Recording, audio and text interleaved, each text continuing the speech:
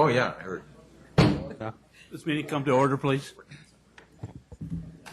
May we have roll call? Thank you. Vice Mayor Villanueva, Here. Councilmember Longabaugh, Here. Councilmember Alton, Here. Councilmember Williams, Here. Councilmember Johnson is in the building, Councilmember Hall. Here. Thank you. Thank you. Just to mention that the mayor is not here because he has a personal illness at home, so he won't be with us today. Can I have a call to the public? Thank you. We do not have any call to the public sheets at this time. For a workshop. Thank you. You want to go ahead to number 2? Thank you. Item number 2, this is discussion and presentation regarding the proposed action plan for the general plan. Mr. Vice Mayor, members of the council, good afternoon. We're excited to present to you tonight a workshop regarding the general plan. The goals of the workshop this afternoon are to review the general plan update process to date, to get everybody up to speed with where we are, to describe the concepts for the general plan ratification outreach efforts over the next year before it goes to referendum, and also to have some general discussion with the council to make sure that we're moving in the right direction consistent with your policies regarding implementation.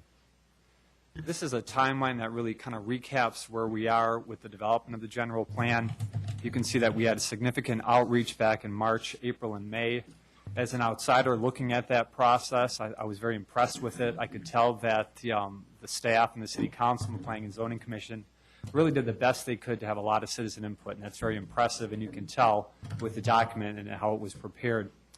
In June and July, we had also some formal public meetings with the Planning and Zoning Commission and also with the City Council, and as you know, Council adopted the plan just last month. So we're excited about that. Congratulations on the adoption of the plan. And what we want to do now is move forward very quickly in an expeditious manner to implement the plan as soon as possible. And I'm going to turn it over to Jan, and she's going to walk you through what we plan on doing for the public outreach efforts between now and the referendum. All right. One of the first things we want to let you know is even though the plan did pass last month, there's going to be more to come. We need to go to vote with the plan. It needs to be ratified by the voters. So we're looking at in September of 2009 or possibly in November of 2009, we'll be going to vote. But before that, in this period from now until that period, there's a lot of activities and a lot of outreach that we expect to do. The staff is very engaged in making sure that we're educating the public on what we've done, make sure that we can still work with them on any kind of technical updates that we need in the plan throughout this next year. So as we look at some of the activities that are going to be done, start maybe with the Northwest Citizens Group. That's a group of people that are in the Northwest planning area. In the past, they haven't had a real lot of input in the general plan. They cannot vote because they're outside of the city limits, yet the general plan is imposed on their areas. What staff, with the help of a facilitator, is doing is we are out there meeting with the group to talk through their concerns, and hopefully we'll be able to work with them enough that they will feel that they have an active input into this plan. That's really our goal, is to work with them and provide them the input they need. I want to, again, thank you for doing this, because this started back when we were going through the general plan, when the council members came out to the Notaburg School and started that process with them, showing them that what they did say does count, and it is important to the city of Surprise.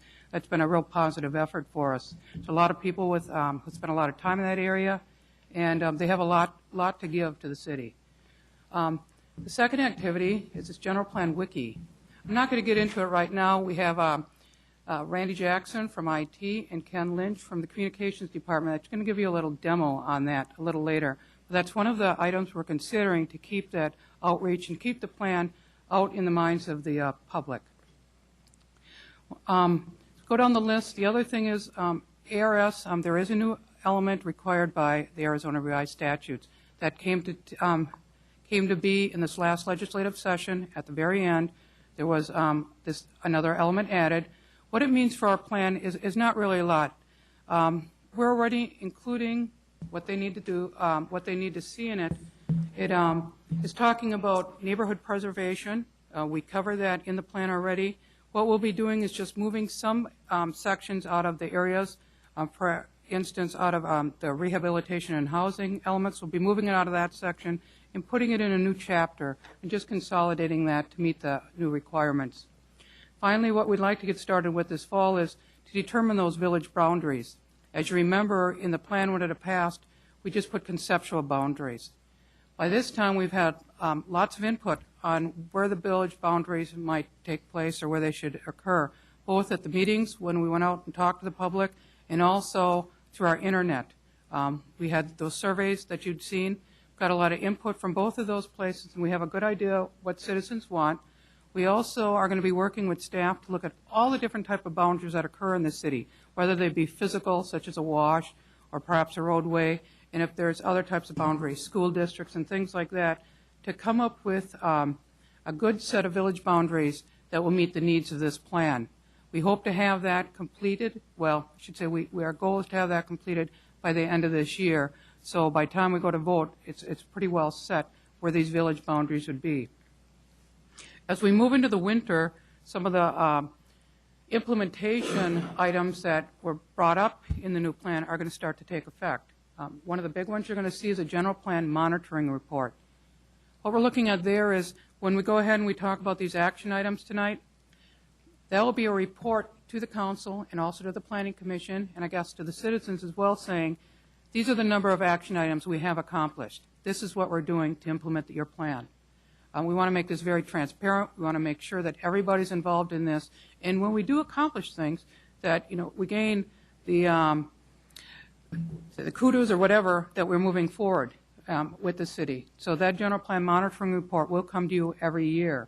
One of the things that we also talk about in the plan as far as implementation is also to have some kind of city summit. Now, what the city summit means is really up to city management. It's up to the council. We talk about if this is going to be something like the mayor's report, of the year, what's happened this year. Can be done in a number of different ways, and that's something, I said, that's something we're waiting, to get direction from the council and from city management, how you want to handle that. But what it does is gives us an opportunity as a city to go back and look at what we've accomplished in the last year and to make sure we are going in the right direction, getting that input out to the citizens, and then turning around and making any kind of adjustments on a yearly basis if needed before we get into the budget season and before we do the CIP or any of those other programs. The other thing that's going to happen in the winter is this major general plan amendment cycle. Yeah, you're aware of that. We've went through these the last couple of years, but that will start up as well. So you'll see public hearings if there are any applications on specific projects. That will begin. And the other activity that we're looking at is the ballot preparation. In order to go to ballot in the fall, summer next year, we're going to end up starting that later this year, getting ready for that activity. There's a lot of outreach that takes place on that. So it's probably an activity that we'll be looking at City Council again to go out in the public and help us out with that activity. In the spring, the planning and zoning public hearings that you're fairly familiar with that we saw in this last adoption. Also, City Council public hearings will take place. And it says media prep there, but that's one of the things that we've been very fortunate with this plan. We've had a lot of help from our communications department, and they've been out there with newsletters, with media information, and they've spent a lot of time helping with us, and they will again be working with us throughout this outreach period. But that's what you're looking at in the next. Go ahead. Before you switch on to another slide, Okay. I'd like to. All right. Just want to let you know is that there's more to come with the general plan. Staff is engaged, and we're working behind the scenes trying to make everything happen so it happens well. And also that we want input from you. Anywhere that you think we could do things a little better here, or if you have a special interest in how we do outreach, that's really what we're here to hear. And before we go on and hear Randy and Ken's demo, we'd like to hear. I have a couple questions. And that is, great presentation thus far. I appreciate it. The question that I have is that the village concept is replacing the SPA 1, 2, 3, 4, 5, 6. That's correct. Has that been broadcast that we were doing that? I mean, all of a sudden, it's almost like medical books.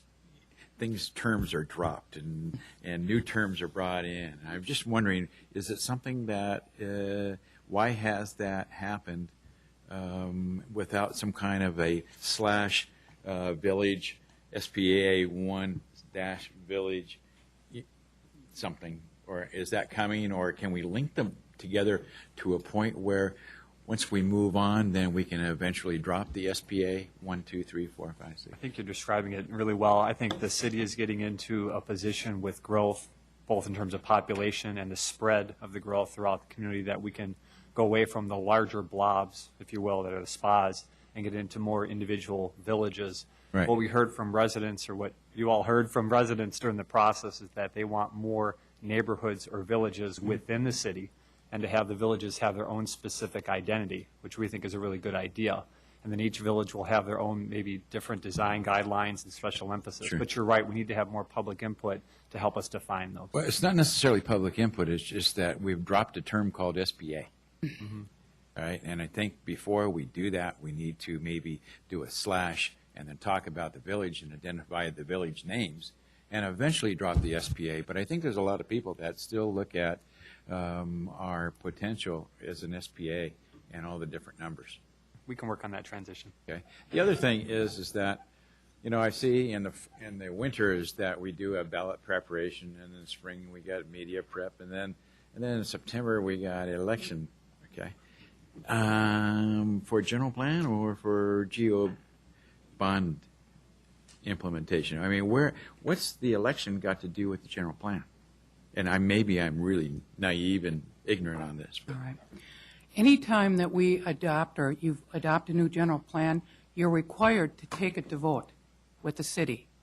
So because this plan is significantly different than the 2020 plan, we're required to bring it to city vote. Okay. We're also required by Arizona revised statutes to bring the plan, regardless if we change it or not, every 10 years to public vote. So that's the reason we're having this election or this public vote. It's required. Is it at the election time where all the other elections happen? Or is it a special election that we'll have, that we're paying for, that is just our own? This is something you can decide.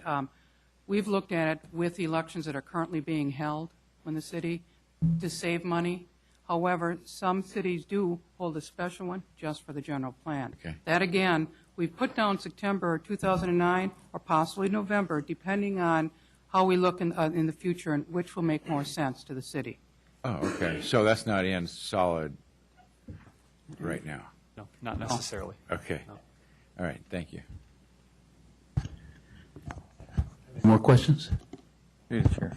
I just hope the village concept still takes into account some rural residential densities, because I see those disappearing all the time. And I hope with the village concept we don't forget about rural residential densities, because I've been up here a long time and it just seems like every time they're asked to change the densities on those. Also, I said this before, but I'd like it as I don't want the densities to include open space, etc. I mean, because that pushes the densities, it makes it appear that they're larger when they're really not. Open space that we can't use, NAOS, stuff like that. They're in the densities right now, and hopefully we can get something that's telling the council and our citizens what the true density is. In other words, lot sizes, stuff like that. So hopefully that'll be included in information to us, and that'll be incorporated into this village plan concept. Thank you. You have someone from the public? Yes, we do. We have Martha Bales.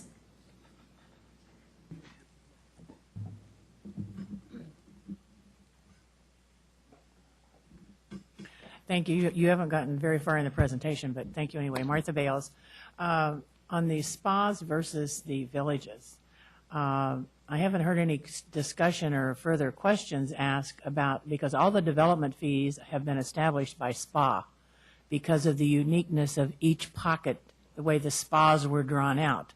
So I don't know if if you have talked to that detail or not in any of your workshops, because I have not been there. But I think you need to step back and ask finance and everybody how they're going to track that money, because you can't take money that was received in SPA 3 and use it in SPA 4, because that's not the way the fees have been established. So before you make that final leap, I would like to suggest that you do have a more detailed discussion about that and how it impacts the development fees. Thank you. Thank you. Take note of that. That is it. Jeff, well, can I make a comment about that, sir? Yes, Mr. please. Chair? I think on page 7 of 43, there is number 4 under action under finance. It's develop a 5-year business plan based on the general plan and strategic plan. That probably would address that. That's going to address it more of a macro sense. I think what the resident was addressing is really just a matter of what is we're going to use as the base when we're making our calculations for impact fees and so on. The village concept is really more to address individual neighborhoods in terms of design guidelines and so on. We could still use the SPA boundaries to calculate different densities and so forth and so on with impact fees. You can mix and match the two. But I think first we want to make sure that you're comfortable with the village concept and how those are changed. And later on we can figure out the different mechanics of the financial implications. Okay. Okay. Through the chair. Yes. I just, Jan, you and I talked about this earlier today, and it's a workshop, so I'd like to address it. Our recycle program, it's weak at best. And I think it's time we as a city step up and fulfill that commitment we made to the residents about recycling. It's not a very good, we don't have enough areas of recycling. Anyway, I just think it's weak. And I know it's an ongoing, but I think we need to get aggressive about it and finish it, you know?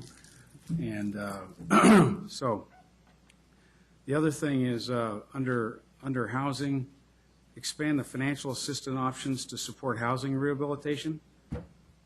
I would like to add commercial to that. Because we got some commercial areas in the city that are very weak, specifically along Grand Avenue, south of Bell. And that's one of our gateways. And I know in the plan here you got to look at gateways. And really, Absolutely. Boy, we really need to look at gateways and polish the apple. And I know there's finance options for rehabbing commercial, and I think we need to look into it. So, We can definitely expand that research. and the White Tanks Village Plan, it's great. Because I think we need to, that's another area where I think we as a city need to look at is the White Tank Mountains in terms of what's the potential to develop that into a conference center, an upscale hotel, a resort. You know, it's a great location, and I think we need to really look at that. So, Mr. Alton? Yes, through you, Chair. My previous question had to do with the SPAs versus village. Now, right now, SPAs do not overlap. They have boundaries. Another SPA comes up to the boundary. Then you see villages having a boundary and another village coming up to that boundary, not any open, unidentified, non-village, non-spa, non-anything, something that falls through the cracks. So the village will take the place of a spa in the same geographical kind of configurations. Yes, they will be contiguous to each other. We don't see any areas that will be just out by themselves.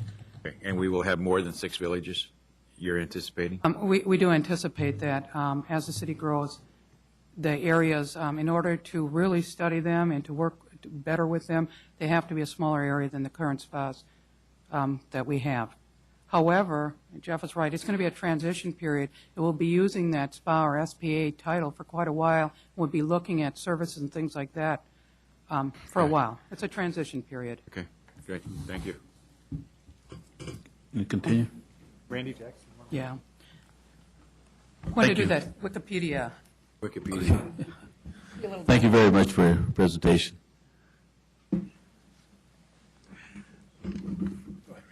Thank you.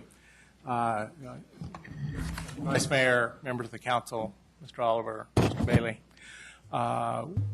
As part of the outreach for the general plan program, we feel that it is necessary to use a lot of different modalities that are being used already. For instance, we've had meetings in schools, and we've had surveys on the web. And one of the things that I'm going to introduce to you today is a wiki. And a wiki is a Hawaiian word for quick. And that is exactly what it is. The original developer of the first wiki called it the simplest online database that could possibly work. So the most commonly known wiki is Wikipedia. And wikis are a part of what's called Web 2.0. Web 1.0 is like web pages and the World Wide Web. Web 2.0 is things like Facebook and YouTube and LinkedIn and those social networking sites that have more interaction than you see in passive web pages, for instance. The Surprise General Plan Wiki is a part of the outreach, as Janice had told you. The building blocks of a wiki are the comments that can be made on a wiki. And what I'm going to demonstrate for you today is a prototype of a Surprise General Plan Wiki. We put that together. We wanted to show it to you before we put it on the outside website. But so what you're seeing today is a prototype.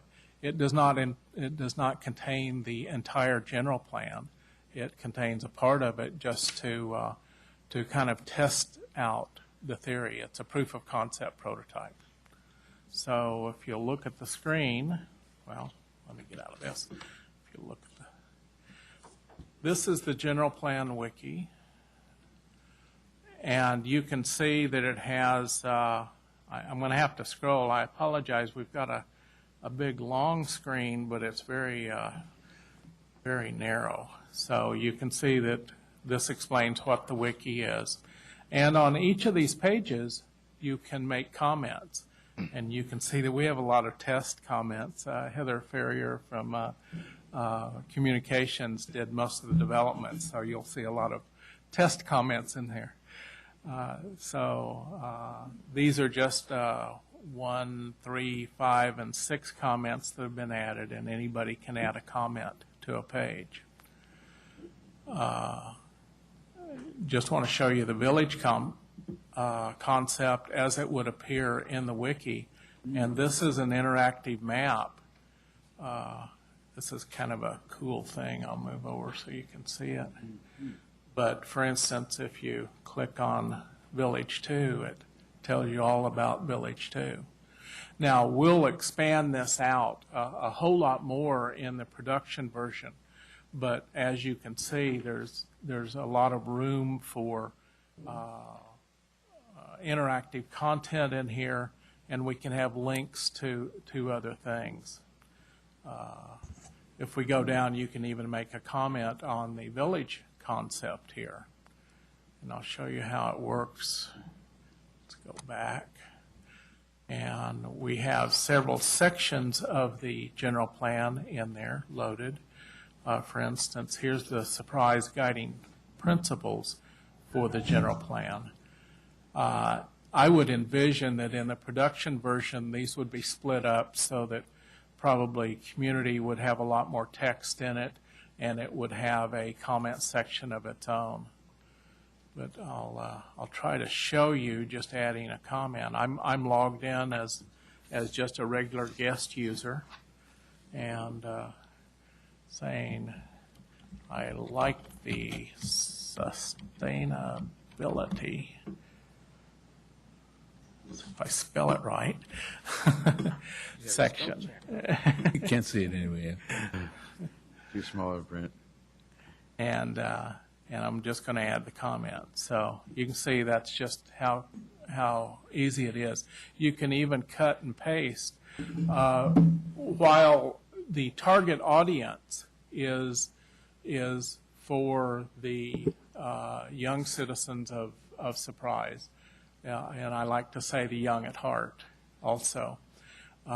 We do think this could derive some comments from other places. We may have some planners, even in Europe, that look at our village concept and say, wow, this is a good idea, or wow, this is a real bad idea. I mean, a wiki is free form. We certainly expect to have some inappropriate comments, but we will be monitoring that and will eliminate them if that occurs. But the main thing is we think that we will get some good ideas and some good comments in this, and we'll reach another different audience than we would reach in having a Saturday morning session at Valley Vista High School. Just I'm sorry, Vice Mayor.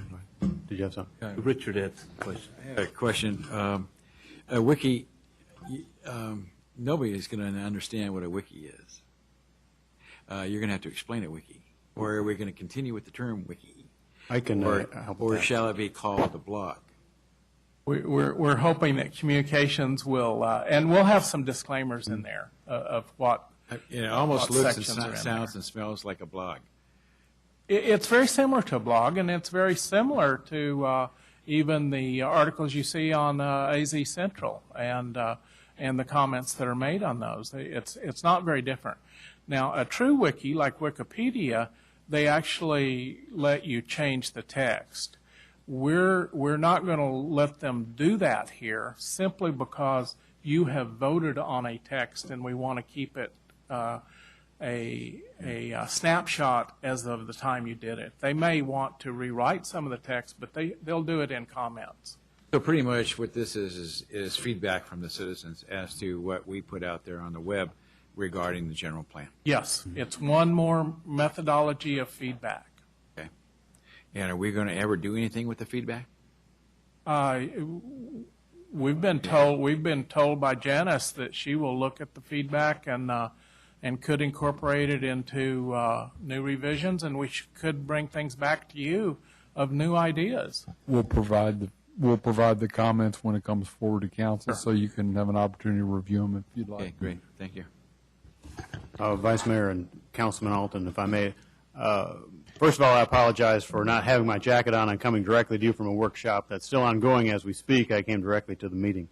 What this represents, and the reason I asked to speak to you today too, is a new way of outreach to our residents. When the Community Development Department approached us with this idea, we immediately embraced it as an opportunity to expand, as Randy pointed out, to a new way of getting input for maybe a different group of citizens who ordinarily wouldn't participate.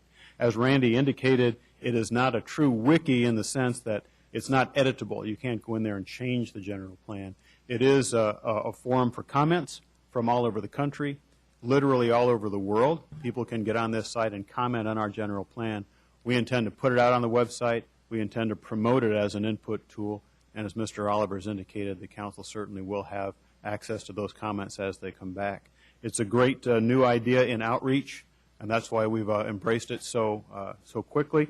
It also is applicable to other outreach applications as we continue to find ways to involve the community in ongoing issues with the city, and that speaks to our strategic goal. Also, it's a good example of the interdepartmental relationships within our organization as we try to get more input and get more new ideas about our general planning, that community development and IT and communications can work together to create something like this, which is a very innovative product and we think is going to be, we hope, is going to be very successful. And we will promote it in such a way, sir, so that people will understand what a wiki is. And this actually isn't literally a wiki, but we will explain it in such a way so that people will be able to use it in an effective manner. Through the chair. Yes. Ken, I would hope that we would have some real concrete examples of what a village means, because a village concept is a little abstract unless you can put what does that mean? You know? Absolutely. Vice Mayor and Mr. Hall, you're absolutely right. And Randy showed you the interactive map on this site. That is derived from the online survey that was posted during most of the spring and into the summer on our website. As part of that, when you click on a village, the very first page says, what is a village? And it gives you an opportunity to read a couple of paragraphs of what the concept is, the whole concept of village cores, what village cores Maybe represent, some example and then get some pictures feedback. Yes, sir. of, yeah, Absolutely. connectivity, all those kind of things that you think about in a village that you can walk easily, you can ride a bike easily. Right. Right? Right. Yes, sir. Okay, anyway. Thank you. Thank you.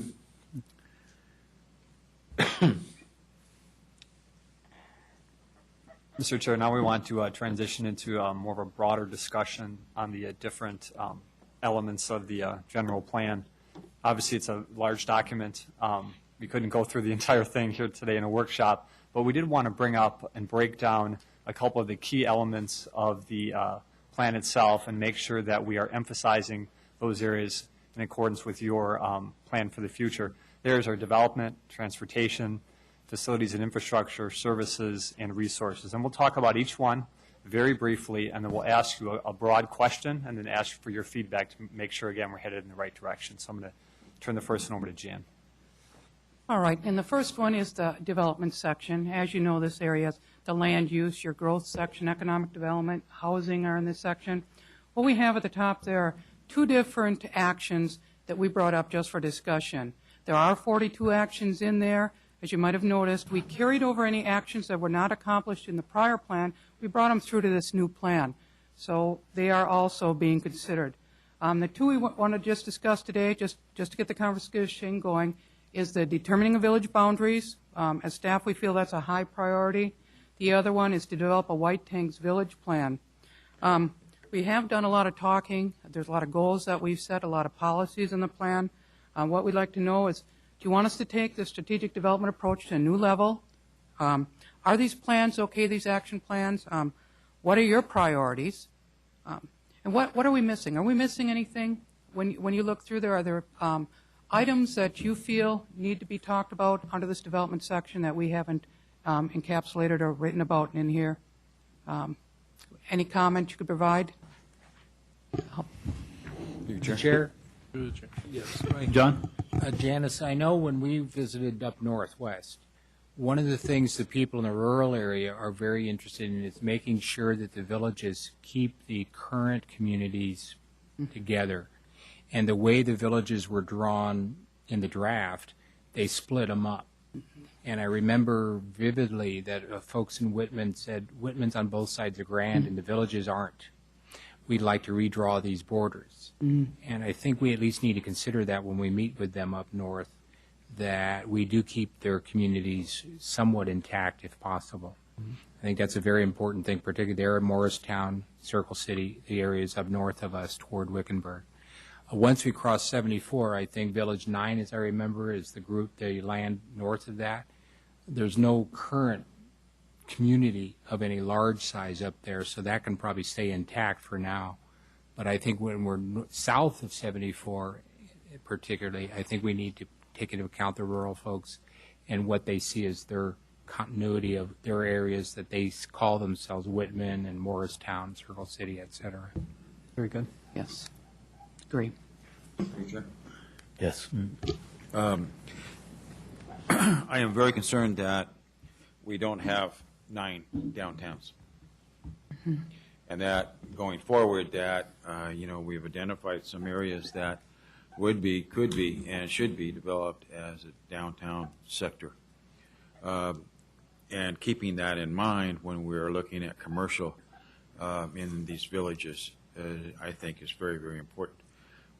To eliminate any competitiveness from one village to another, number one, to make the villages somewhat self-sustaining, and to be able to do their grocery shopping locally, and things of that nature. But the real merchandise, the big merchandise and so forth, the big ticket items, then there should be a downtown area or Posada or develop, whatever.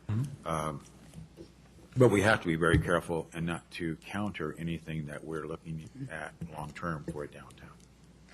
Okay. Yes, Commissioner, or Councilman Alton, when we do the villages, we do see this to be a iterative process. So as we go through, say, the White Tanks plan, if that's the first village plan we do, we certainly would keep the council up to date with regular updates on what's going on.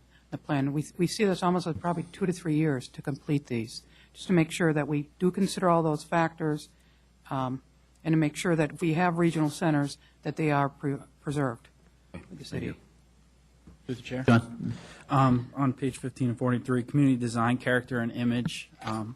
One of the things that it's a priority for me is that when you drive through communities and when you come into Surprise, that it looks unique, that it looks something different, something that really stands out among other communities. So taking a look at those design guidelines and creating a uniqueness for our community.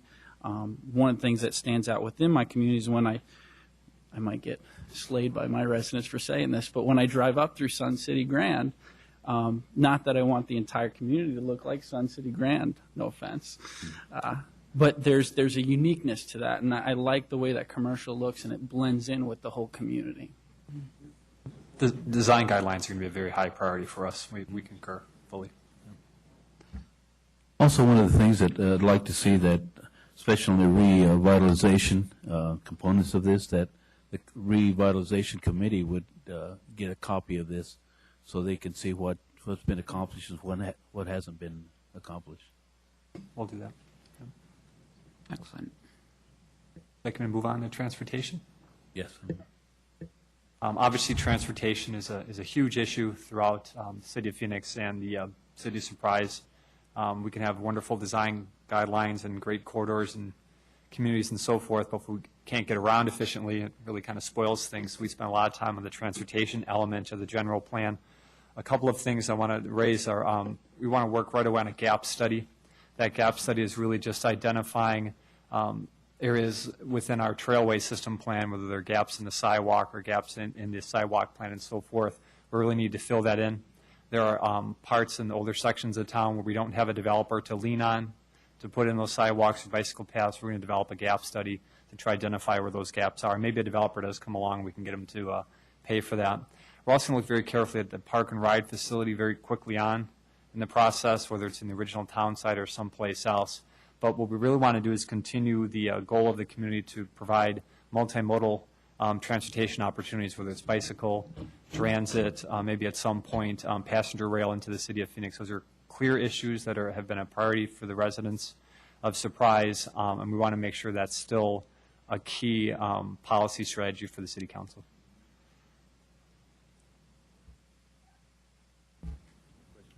Through your chair? Yes. Intermodal, I would love to see, the train capability of moving people to their jobs in Phoenix.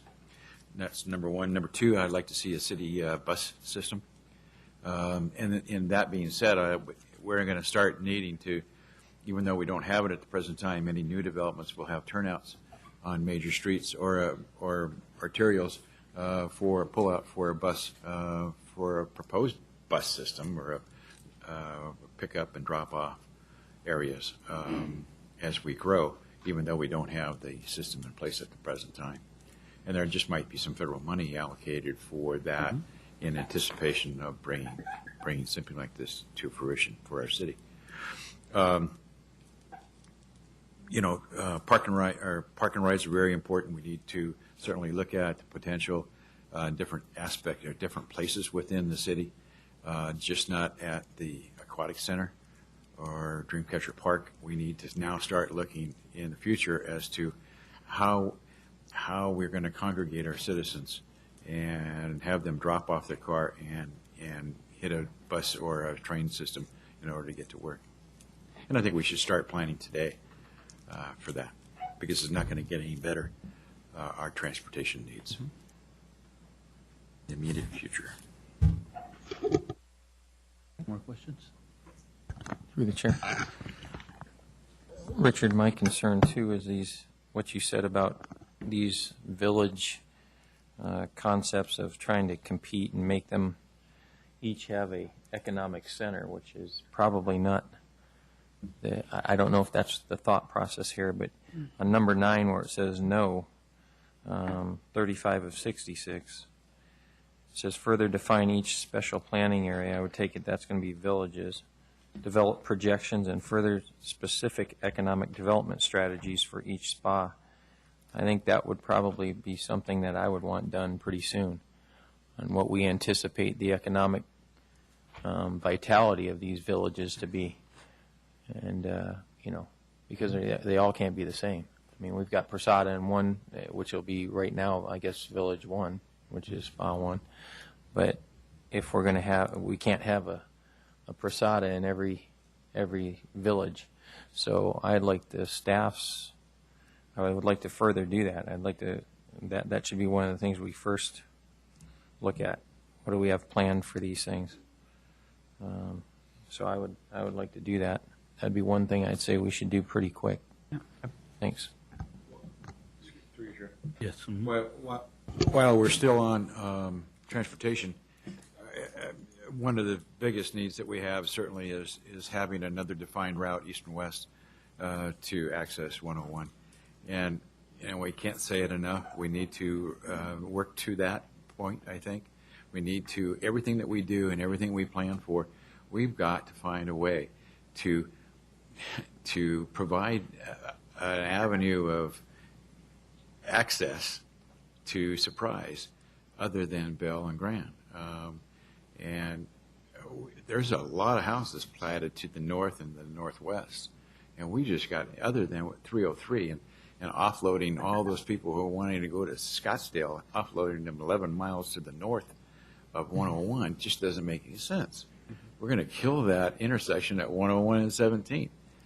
Even though they're working on it now, I don't even know if they know what the impact would be if we don't have another access point over through to 101 directly off of the 303. So I think everything that we do and any meetings that we go to, we ought to make it surely known that this is exactly what we would like to see. I don't think we should drop that. They got one Tuesday night. And it's about Deer Valley Road. Any further discussions? You want to continue? Next section is facilities and infrastructure. Much of this, the city's done a great job, and many of the things have moved into the department operations manuals that you might see in a general plan here. However, there is increased emphasis in this area to make sure that when we do a project, it is fiscally sustainable. So these are the type of action items that are seen under this particular section. We did ask a question, though, as far as high-profile projects. This is where we get into what does the city want as far as facilities? What are we looking at as far as infrastructure in the future? So I guess one of the questions we've heard in the past about the importance of a conference center in the city of Surprise. So that was just one of the action items that we are just, bringing to you tonight to say, is this a priority? Are there other facilities that are a priority? So we can put them in the plan if so desired. I think we talked about this one in February with the last council retreat, and the conference center idea for this city is critical. We can't compete with other cities in the West if we don't have a large conference center that we can invite groups to come out, have their conference here, spend their money here, not just in spring training, but in other times of the year. And I think that is critical to, a development of this city going from 107,000 or whatever arguably we are to the 250 or 300,000 that we plan to be by 2030 or so. If we don't build one, they ain't going to come.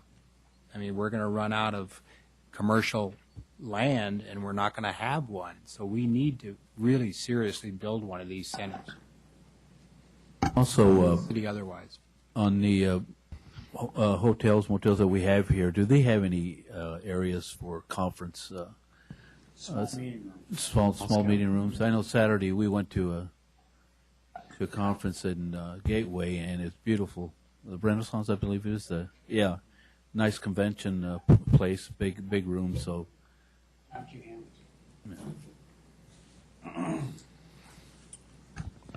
Yeah, but a conference center is going to need some without sounding, well, a conference center usually is going to be located to higher end places to stay, such as resorts, stuff like that. And a lot of the times they need to be a certain marquee level to sustain that. They're not going to come in to go to a big conference center and stay at a Red Roof Inn. Okay, probably shouldn't say that, but they're not. People know what I'm saying. So we've been looking at a quote resort type of thing, and I think a resort conference center is more what Surprise should be looking at. The north side of the White Tank Mountains, the north side is what land use has been designated to that. And I think if that's the case, John, yeah, conference center / resort, that's been in the works for as long as I've been here. But that's It's out of the something- ground, though. I know. Well, if that's a high priority, then we need to assess where it goes, and that's pretty much been the talk of where it would go. It sort of fits where something of that quality would go. So as far as I'm concerned, that's my opinion on it. So let's get moving forward on that. If that is a high priority, then let's do it. Through the chair. It's not something different from a conference center, but in Arizona in the summertime, kids are off and it's hot. An indoor, some type of indoor recreational facility that has multi-use for the entire community is something in our 2030 plan that I think the city would really benefit out of.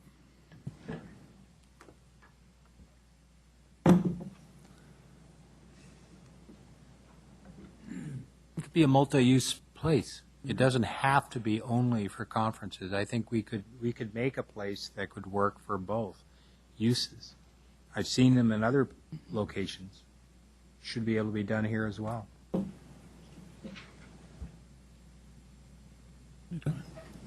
Next topic area is really services. This includes a number of different things, including health and safety, parks and recreation, education, cultural heritage, and the arts. We are in the process of working on a Parks and Trails Master Plan, which we're very excited about. That'll be something we'll be bringing forward to the Planning and Zoning Commission and to the City Council at some point in the very near future. There's also been a lot of discussion about expanding our public art program in a number of different ways. I know the Public Art Board will be meeting with you in a work session at some point in the near future. Quite sure I know the answer to these questions, but we want to make sure that recreation continues to be a high priority for the city. It's what the City of Surprise is known for. And also, do you want to continue for us to look at more opportunities to provide arts in the City of Surprise?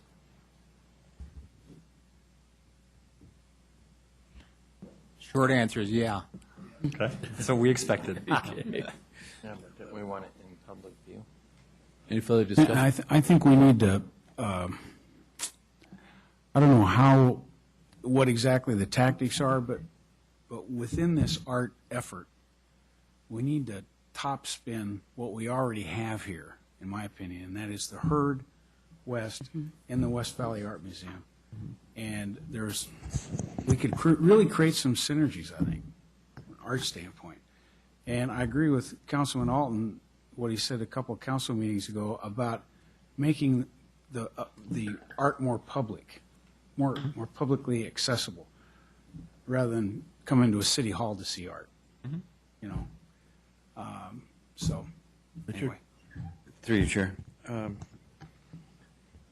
This may be really pie in the sky, but what I would like to see personally is a structure, an arts, performing arts or an arts, public art structure that would encase both the Heard and the West Valley Art Museum. Okay, I know, I've always been an advocate of not funding with city monies. However, what I think that can be happening this is in the future. And it could be in the future when we're back in putting a lot of houses, a lot of roofs in place, okay? When the city is flush with money. But to encase a a building that would have both entities in it. Not just give a small structure to a relatively large museum and have them make the rent. It's not happening. They actually need more space in order to accommodate any new income coming to them. But I think that we have an obligation going forward, not now, but going forward, to maybe have a partnership with private and public partnership. I don't know how that would ever come together. That we could build a building that we would have two museums located within this one structure, and allowing them enough room to move their inventory, to change their exhibits, okay, because they're two distinctive museums. And if we're wanting to have our city center and our civic center develop and attract visitors, that's one way of doing it. And Village, or the West Valley Art Museum is such on the border of Sun City West or Sun City, and surprised that it's confusing which town they're located in. Number one, number two, and we found out that their largest donor population is coming from the county. So either we step up and we bring this to fruition over the next 10, 15 years, is that we have a destination point that is a museum that could be included in a convention center or whatever, to make it a destination point for a day, whereas it's only a destination point for half an hour at the present time. But that's how I feel going forward. I don't know how would it ever come together. Maybe we can work towards that end. Joe? I thought, or when we were looking at this, expand public art, I think I was looking more towards not necessarily museums. I was looking towards something, I think what I was referring to, or what we were referring to up here, where you are, is stuff like the mural on the library, the stuff going in City Hall, making art part of the architecture and part of infrastructure, and getting it out throughout the city, not just confined to each a little museum or several museums. So that's what I thought we were talking about here. I think that would be more important, to get art out there, involved in our architecture, like I said, and infrastructure and in public view. I think I would rather see that than, we've already dealt with the museum situations, and I'm sure they'll come before us again. But as far as incorporating into a general plan and what we want, I think that's more what I'm talking about, or what I thought the council was talking about. We'd like to see more of that out in public view and become more of our architecture. So that's my 2 cents. Thanks. Yes. Mr. Chairman, I want to make sure we're on the same page on one thing. What I heard a few minutes ago is that there was a desire for convention space in concert with a resort-type hotel on the north side of the White Tank Mountains, okay? Mm-hmm. And I heard that was the general consensus. But then as it relates to these art structures, I felt in some ways some people were saying it should go down there, and in other ways it should stay in the current location around City Hall. And I guess I just want to be clear. Yeah. I mean, I think personally it's around City Hall and that general vicinity, Right. Makes it a little better. But I want to make sure everybody has the same understanding. Yes, Okay. we do. Yep. The whole idea of parks and recreation is so critical for the leisure time of our population. And I know I've noticed that there's studies I've seen recently, the average age in Surprise has dropped from somewhere in the high 50s to somewhere in the mid-30s in the last 10 years. And that's a good thing, even though I'm on the other end of that right now. But I think that everyone in our community ought to have a park to get to within a reasonable distance of their home. They should have trails, and those in the north would probably want to have horse trails as well as walking trails or bike trails, because that's going to be left somewhat rural out that way. Public art, yeah, I think as Mr. Oliver said, it should probably be kept in a central location, but we also want to diffuse it out into the parks themselves and have monuments out on the trail and things like that that are also commissioned by the city. There's nothing wrong with having other centers, and I think, Richard, you spoke several weeks ago about a diffused art program and not have it all in a building. Let's not have it all on City Hall's walls. Let's have some things out on Bell Road or whatever, Grand or someplace.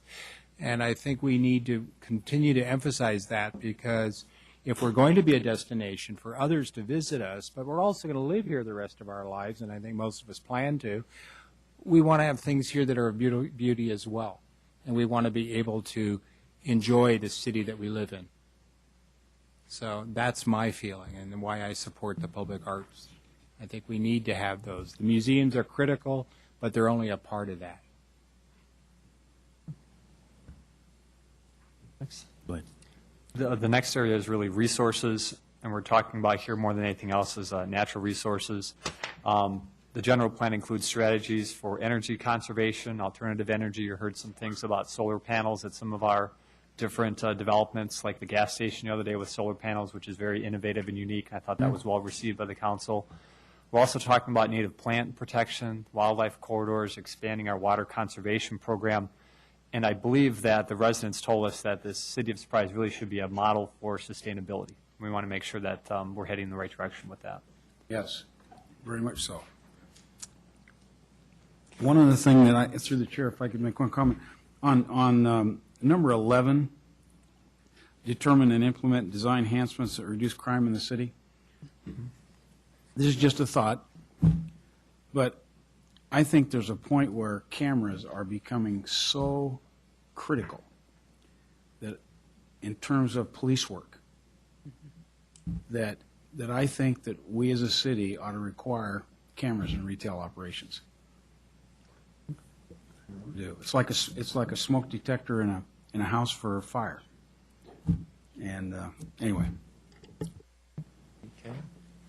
I'm sure they're not pretty common already, but an idea. We should have the police department look into it and see if it's something reasonable.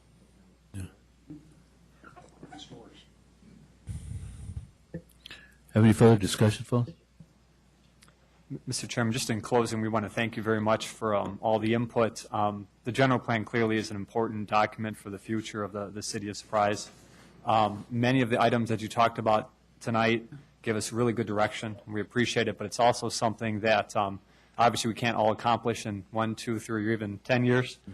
So please keep that in mind. We'll have to do a lot of very good land use planning, financial planning, and so on, and make sure that these vision items come to fruition at some point down the road. But we appreciate the effort and the input tonight. And I'm going to remind you that our recommendation to you is that we review the general plan on an annual basis to make sure that we're meeting the strategies and the vision and the direction that you provided to us tonight. So again, we'll plan on presenting an annual report on the general plan every year. Okay. Thank you, Jeff. Thank you. And Janice. Through you, Questions? Chair. Yeah. I would like to say, Janice, thank you very much. Jeff, thank you. Please prevail upon the council and the mayor to go out with you to the community. I think that's our job. That's our responsibility. And I ask that you ask us to go with you. Thank you. Thank you. Appreciate the support. Thank you. Thank you very much. Yes.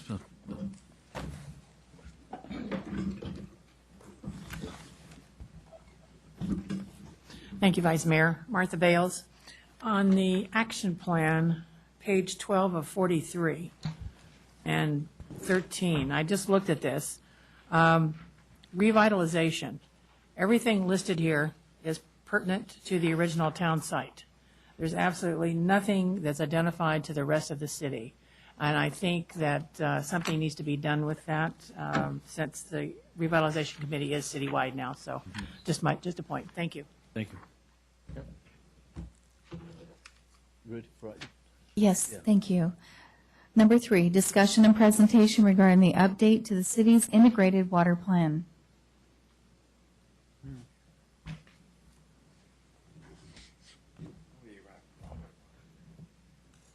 Goodies.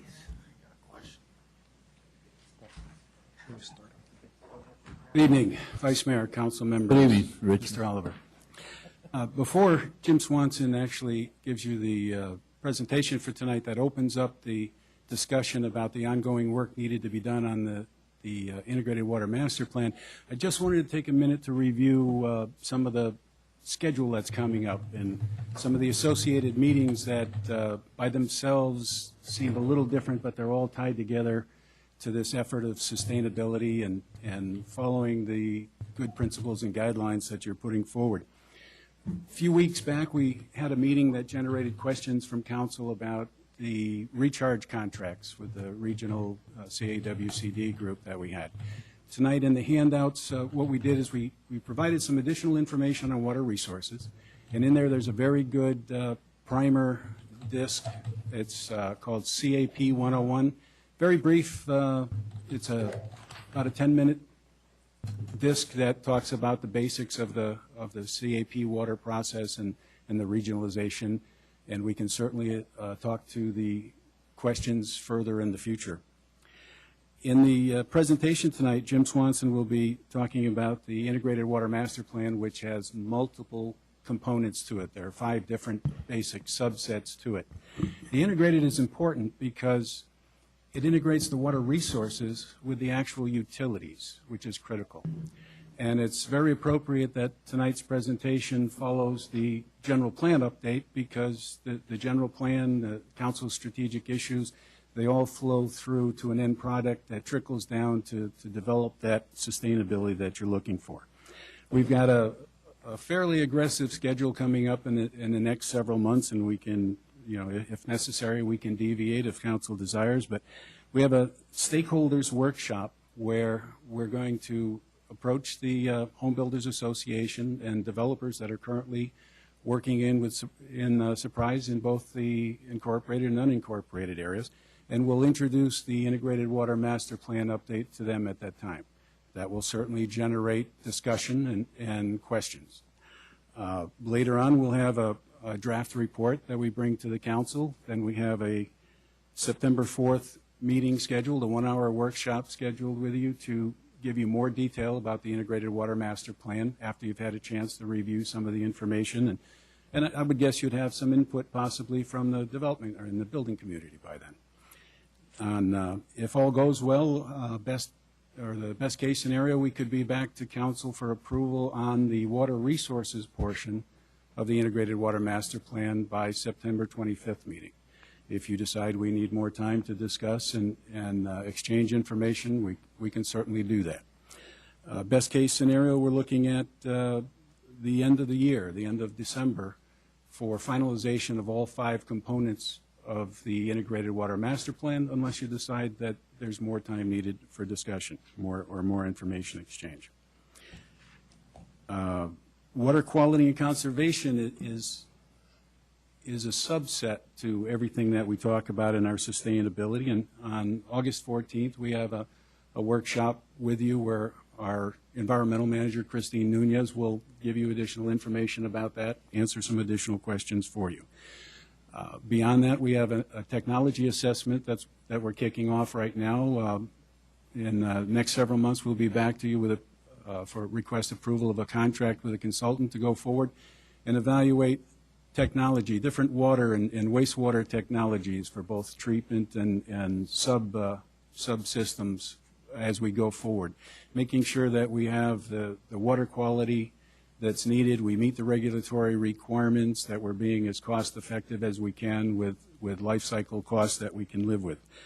Amongst that large discussion, we'll also have a conversation that's come up before about whether we continue to utilize above ground steel water storage tanks or if we actually look at other partially buried or buried concrete tanks, which are noticeably more expensive. Instead of $2 million, they're $4 million at a high level. But we'll develop actual study information that will give you a better expectation of what those costs are. And that technology assessment probably won't be completed with a report back to you until the beginning of the second quarter of calendar 09. But if we need to have a discussion before then about that tank issue, we can certainly do that. Another topic for the technology assessment deals with the very expensive technology associated with water quality, with arsenic treatment, fluoride treatment, things like that. So if we could, I'll turn it over. This is expected to be an introduction for you. We can certainly answer as many questions as possible, and Jim Swanson will give the presentation. Thank you. Go ahead, Jim. Okay, to start off here, there's kind of a couple questions we probably need to identify. So we've outlined some of those questions for you. Why do we need an integrated water master plan? I think is always a key one. How does it fit into the city's process? Following that, we'll kind of talk about what's in the current integrated water master plan. And then as we move through, we'll talk about what the update to that master plan looks like. And then we'll answer any questions that you might have at that time. Or if you do have questions along the way, we can try to deal with that also. From a planning hierarchy of why do we need it, as you see here, and also I think you have some figures in front of you also. Some of the figures as we move through the presentation are kind of small to see on the screens. So I have made a separate packet of figures so you can go through those at those points. But from a planning hierarchy standpoint, the strategic plan is at the top of that master planning process, followed by the general plan, and then our integrated water master plan. And our integrated water master plan really starts with the general plan, specifically kind of the land use component and the zoning component as far as dwelling units, densities, what that's going to look like. Those become the demand inputs to our demands for water and wastewater. And then following that, as the developers come into the city, they will actually develop individual master plans for their developments. So when Mountain Vista Ranch came in many, many moons ago, they actually would submit their plans based on what was put into the integrated water master plan. So think of the integrated water master plan as the city's regional plan, and the developer tries to match that plan as we build out for that development. As Rich said, there are multiple components to an integrated water master plan. What we're focusing on right now today is we're going to be kind of working on the water resources master plan. So it's our goal in September of this year to bring to you a water resources master plan for your review and approval. And then from there, once we define what those expectations are of water resources, how much water do we plan on supplying to the community, where that water is going to be supplied, how much wastewater comes back to us, what we do with our reclaimed water, what we do with our effluent. That's all in the water resource master plan.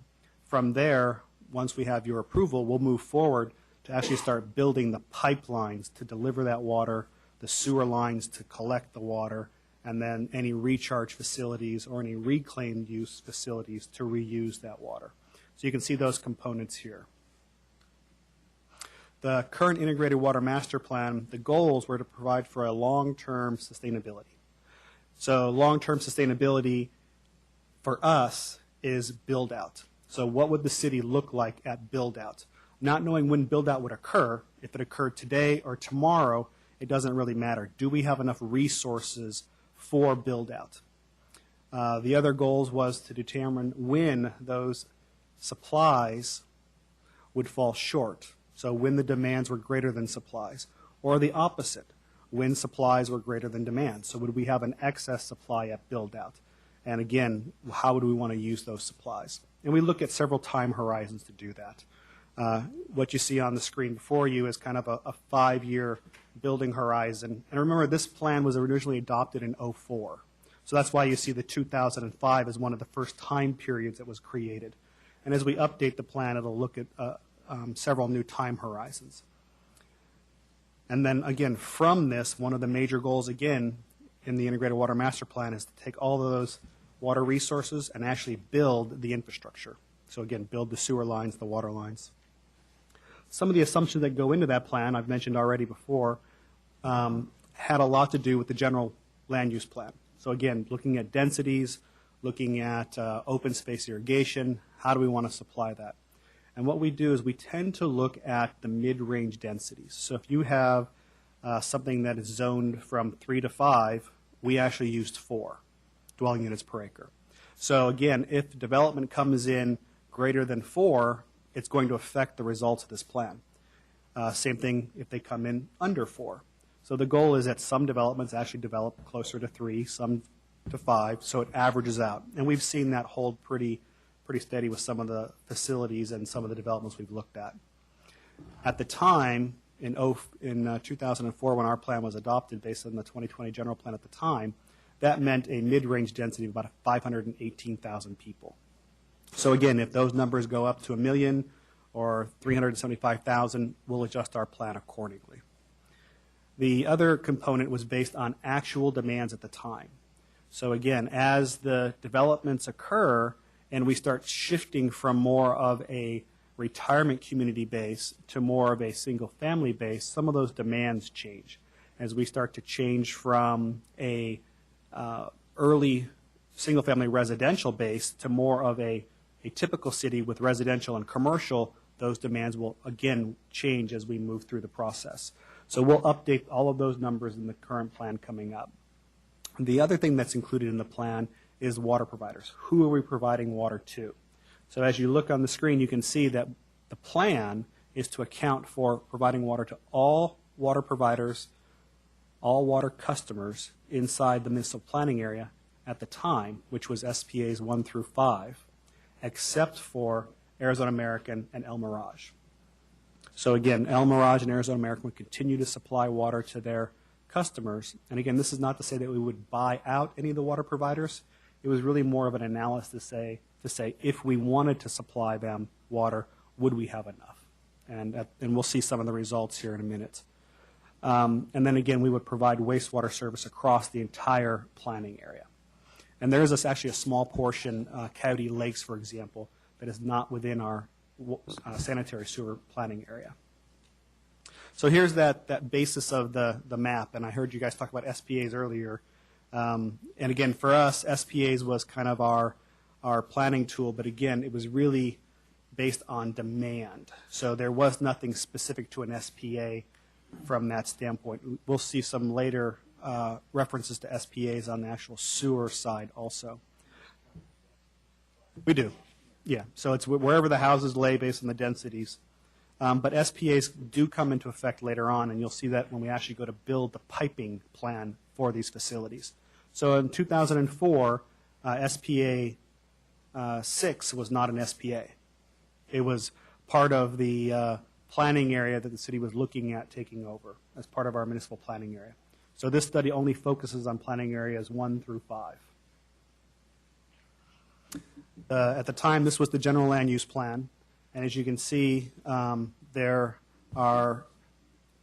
the Chrysler Proving Grounds, I believe that is. And then you also have out here a lot of the rural residential. I heard you guys talking about that earlier this morning or this evening. When we've looked at these plans, remember we've said 0 to 1 is basically a half a dwelling unit. In this case, we actually looked at 1 dwelling unit because it was kind of hard to build half a house. But in the other areas where it was 3 to 4, we would have had, 3 to 5, we would have used 5. 4. Thank you. So some of the conclusions and recommendations that came out of that plan really focused around all the information we just talked about. So as we went through the plan, we did determine that our supplies did exactly exceed our projected demands through build-out. It wasn't by much, but there was a greater supply than demand. One of the concerns of the course, though, was that effluent made up 50% of that supply. So we can't drink effluent today directly, so we do have to put together a recharge program and a reuse program to use some of that effluent. So again, shifting some of the demand from the potable system to a non-potable system. And then again, recharging any excess, and once we recharge it, it then becomes available for potable for drinking. Of course, we would treat it prior to that. But Am I reading this right? We start using our cap allocation in 2012? Yeah, on that demand, we actually don't start using it then. It was just the depiction of that we could use it then. Oh, okay. So again, as you're looking at the demand chart, it's not necessarily when we would start using the supplies, other than the supplies are available. And Vice Mayor, Councilman, we're remembering that we're looking back. This was the graph from the original integrated water master plan. And now we need to go about the business of updating that, utilizing all the new information that we have today. As you can see, there are multiple sources of water on this graph here. The looking at the far right-hand two bars, this blue line graph actually represents the total demand.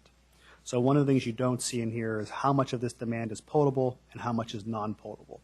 That will be one of the things we're going to actually have an improvement of in the current existing plan, is to look at that component and then being able to better determine how to best use this non-potable effluent that is up here. But again, as you look at it, we do have enough supplies, do exceed our demands based on those assumptions I just provided to you. So if we decide to not serve one of those private water companies, our demands would go down and our supplies would also go down, but by a much smaller percent, because if we don't supply drinking water, we still get the effluent. Because remember, our service areas for sewer is basically the entire city, minus the County Lakes area, but our service area for water is much smaller. John? Through the chair. Just a point of clarification so I understand. So the water demand based on this chart includes Arizona American, El Mirage? It does not. Correct. It does not. It does not include the demand, the potable water demands from them. But does not include that. Correct. Demand. Because we aren't supplying them water, nor probably would the city ever supply them water. However, we do get the effluent from them, so it does show up as a resource.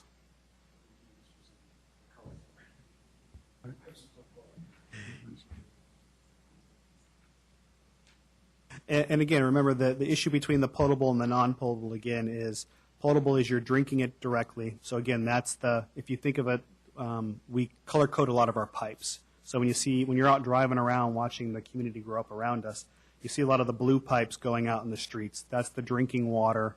That's what's coming from our water treatment plants. That's what we're treating. The green pipes are the wastewater, so that's what you're flushing, sending back to us. And again, that turns into a resource for us. It becomes reclaimed effluent, which we can either recharge and turn into potable or use directly on turf. And then we do have the purple lines, and they're not as prevalent, but you are seeing a lot more of them. And that's actually the reclaim lines. So that's where we would actually deliver back treated reclaimed water or non-potable groundwater. John? Yeah. So Arizona American does not utilize that resource then? They don't utilize the effluent? No, if you're a homeowner getting water from Arizona American, right? American is your water provider. The city is your sewer provider. So when you flush, it's coming to us. Okay. So when you flush, think of us. Send your jewelry and your gold coins. And basically, they're making deposits into our water bank. Richard? You want me to go home and flush the toilet a few times tonight? Richard? Yes, thank you. Right now, we don't have a substantial network of reclaim? Purple pipe. Reclaimed water pipes. Okay. Mm-hmm. And once we do, then we're going to have more water, aren't we? The quantity of water does not go up or down. What happens, the quantity. I know, but the quality does? What happens is we actually shift our water supply. So we have a very limited supply of water that we can drink directly. Remember how I said you can't drink effluent directly? Right. You have to recharge it, or you can treat it and put it on grass. So what we want to do is as we look to expand our reclaim system, we actually want to move the potable water off the grass and into your home. And then instead of putting potable water on the turf, we'll put it into new homes, and we'll use the effluent to irrigate the turf with. Okay, so you don't really have a plan then going out to citywide and putting the purple pipe in? We actually do in this master plan here, there's actually a slide on that actually shows where we intend to serve reclaimed water. Right, because right now it's a very small portion, if I remember right. Correct. It always was part of the plan. It was a smaller portion in the old plan, but that's one of the decisions that needs to be made going forward. what makes sense, and we'll be providing information and facts so that you can make intelligent determination. We'll talk a little bit more about that in a couple slides. Richard, This is excuse kind me. of, sure. As of right now, how much affluent water do we use? Are we using any of it right now? Yeah, currently what happens is we receive about 8 million gallons of effluent a day at our sewer plants. Of that 8 million, about 7 million of it is going to farms. About 1 million of it is going to recharge, and there's a small portion that is actually going out to actual reclaim users today, and that's over in the Surprise Point property. But again, that'll expand as we try to get into the HOA areas for Sierra Verde and Litchfield Manor.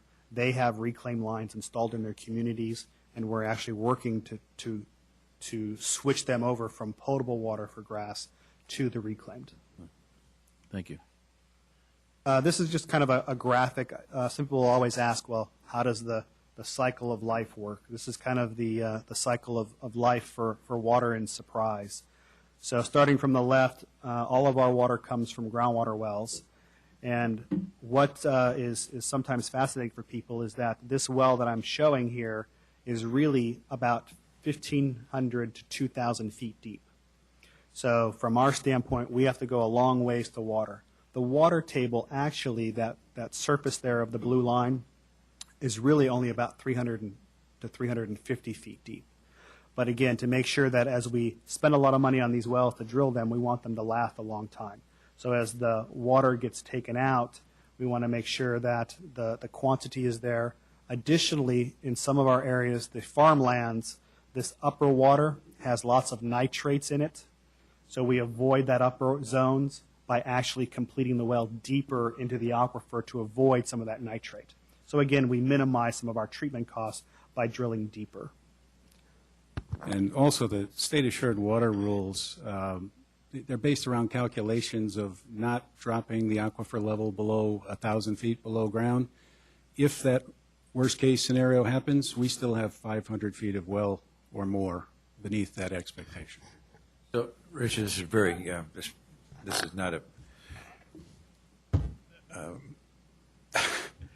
I have a question, and it's probably the dumbest question that you could ever have asked you.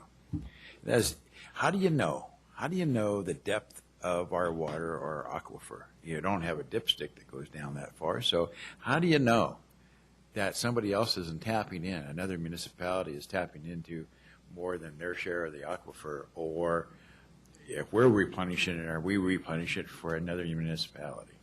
Okay, I mean, how do we know? Well, Vice Mayor, Councilman, that's a very good question. And breaking it down piece by piece, the aquifer doesn't stop at the boundaries of the city limits. Right, right. You know, the aquifer is that bowl of water that's collected in the alluvial matter that's between the mountain ranges, and it crosses many jurisdictional boundaries.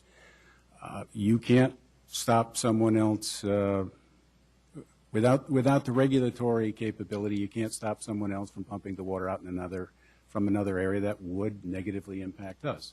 However, that's part of the very complicated water law and regulations of assured water supply that try to balance this out so that in the end it all works out. On a little bit of attempt of a humorous note, we do have dipsticks. These wells that What'd you call me? The wells that we have in place, some of the existing ag wells, some of the hydraulic studies that the state and other agencies have, those are all indicators, and there's a lot of information about where the water is in some of these more populated areas where the farms are, but it gets a lot thinner when we get up further north where there wasn't a lot of farming and there isn't development yet.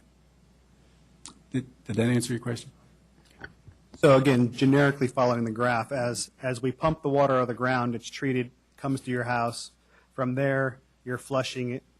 It comes back to us at the sewer plant. And at the sewer plant, we also treat the water to a higher quality so that it can be actually recharged back in the ground. So again, here what you see is a recharge basin, and we'll have a different picture of this in a minute or so. But again, this recharge puts what you don't use back into the ground so that we can use it again. And then again, there are different methods. This is a recharge well that recharges directly into the aquifer. So again, depending on your hydrologic conditions, your geologic conditions, you may have to use one method over another. And then this is what's called a vadose zone well, which works the same way. You recharge water, but except at the surface of the land, you recharge it probably about 180 feet below the land surface. And then again, it replenishes the aquifer. So that which we don't use, we're putting back into recharge.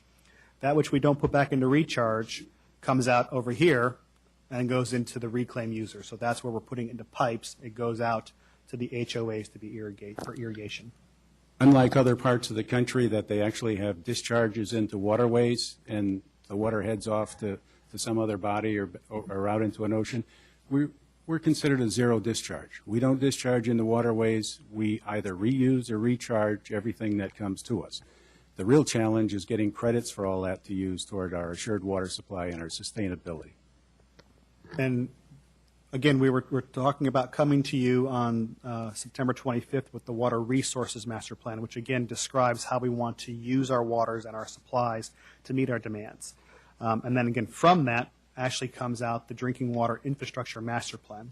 So in this slide, what you actually have here is this is where SPAs on the water side kind of come into play. We do have some natural barriers that keep us from, or that could add some additional cost to try to cross the CAP or the Beardsley Canal, Grand, the CAP Canal. So what you see here is you see all of the water lines in SPA1, and the blue squares represent water supply facilities. Does the aquifer flow towards Phoenix or away from Phoenix? Because of where we are locally, the aquifer actually flows from the northwest to the southeast, and then it hits the Agua Fria River and heads south.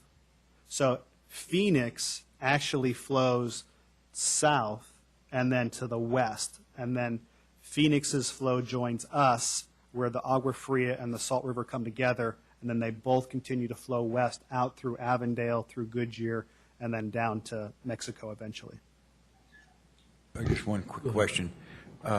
So the mining operation that takes place in the Agua Fria, yes, does that have a detrimental effect to the quality of water that is going south? Generally not. Leaching, whatever? They actually have their own permits, so they have to make sure that their discharges do not exceed NPDES standards, National Pollution Discharge Elimination Standards. So they cannot pump the water out and then actually contaminate it before they put it back in the river. Okay, and somebody's monitoring that. Yes, Department of Environmental Quality. Vice Mayor, remembering that the water table is typically 300, 350 feet below grade, and those gravel operations most times are much, much closer to surface oriented unless they have discharges. And one quick note, you had earlier discussion at the general plan about villages changing from SPAs to villages. It doesn't matter what we call our service areas, and with justification they can be modified as we go forward, so there's no reason to be concerned about changing our discussion from SPAs to villages, or to us they're service areas and service area boundaries.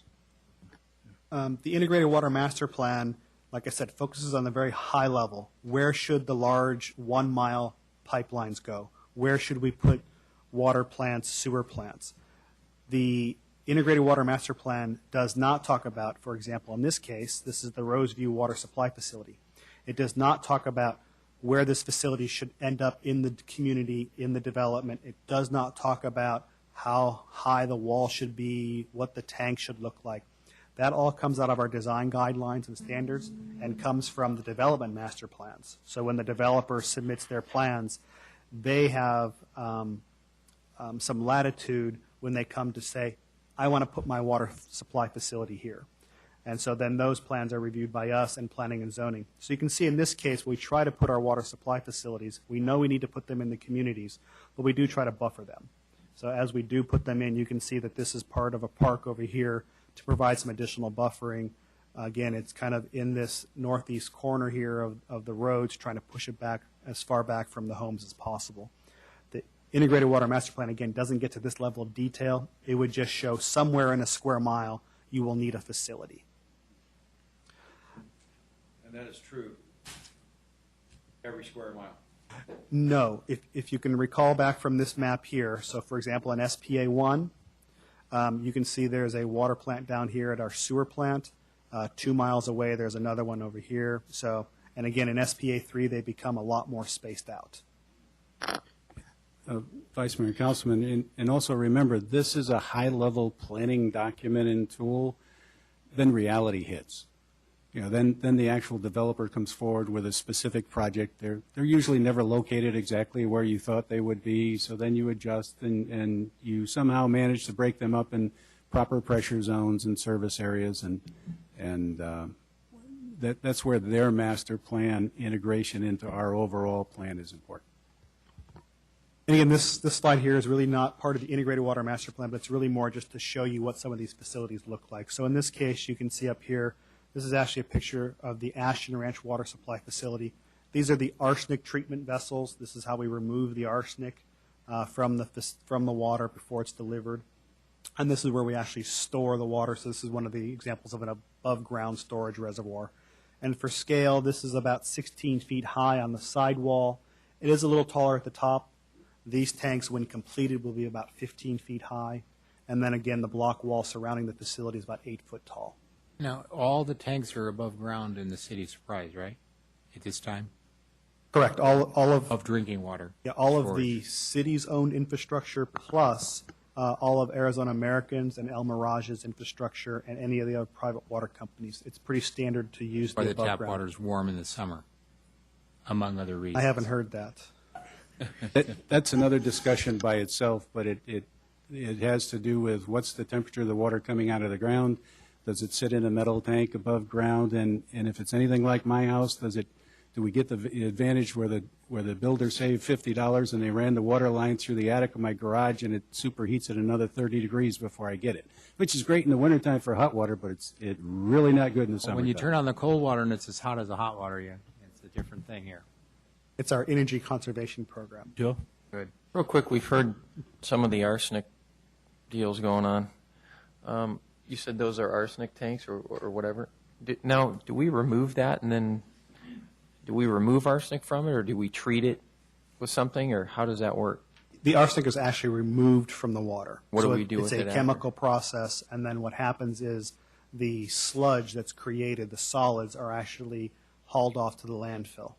And so they're inert once we remove the arsenic, so it just sits in the landfill. Would that be our own landfill, or somebody Yeah. No, that's Waste Management's landfill. So it's inside the city of Surprise, yes. And then again, here's an example of... And it percolates back down into the aquifer, and we have to do it again. Actually, it does not. There's actually some very stringent tests. It's called the T-clip test, and it actually has to pass that test. So what they do is they actually pour acid on it, and if the arsenic comes off, it doesn't pass the test. And so theoretically, it survives in a landfill, but just to make sure, landfills now have liners on them. So. Are we not selling that back to the landfill, or what are we doing? At one point, Rich, you told me we sell some of the waste products from water back to the landfill or something like that.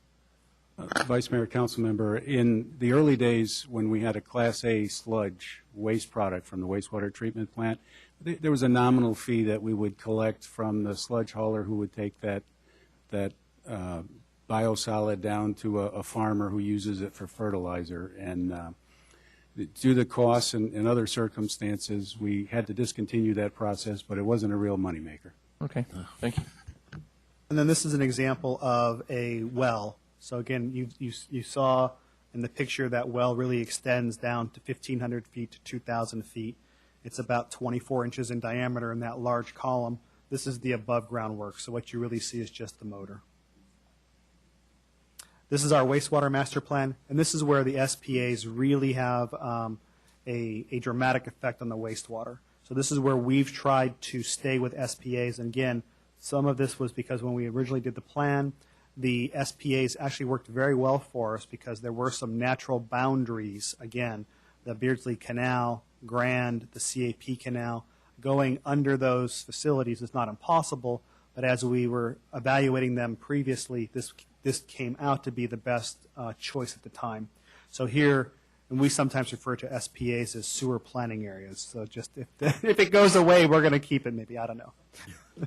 But as those are decisions to be made in this update process. And as we move through the update process, one of the things we will look at is, again, consolidation possibly. Can we combine SPAs 2 and 3 together, 4 and 5? Where does that value come to the city? But again, you can see that all of the sewer basically flows from the northwest to the southeast. And so groundwater also flows that same direction, so does the sewer. This is the Reclaim Water Master Plan.